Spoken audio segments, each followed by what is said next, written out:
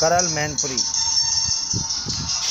जय देवी सेवा संस्थान द्वारा संचालित करल के प्रतिष्ठित जय एकेडमी शिक्षण संस्थान में आने वाली दीपावली पर किसी भी तरह के पटाखे न चलाने की शपथ दिलाई गई।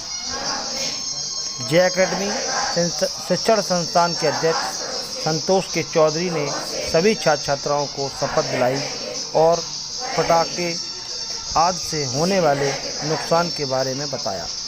उन्होंने कहा कि पटाखों से प्रदूषण, श्वास संबंधी रोग, त्वचा संबंधी रोग, मानसिक विकार, शारीरिक विकार आदि हो जाते हैं। इसलिए दीपावली पर किसी भी प्रकार का कोई पटाखा न चलाया जाए। इस अवसर पर जय देवी सेवा संस्थान द्वारा संचालित जय एकेडमी शिक्षण संस्थान के सभी पढ़ने वाले छात्रों को दीपावली की शुभकामनाएं। शिक्षिका साधना यादव उपस्थित रहीं। शपथ लेने वालों में सुनैना यादव, अमन, शिल्पी, दीपिका, करिश्मा, फरहीन, शिफा, योगेंद्र, अवनीश, कमलेश, रोहित, प्रदीप, सत्यवीर समेत सैकड़ों छात्र छात्रा मौजूद रहे। मैनपुरी से साइमुल हसन, ब्यूरो चीफ, सर्वोच्च दर्पण न्यूज कैमरा के साथ कैमरामैन नजमुल हसन।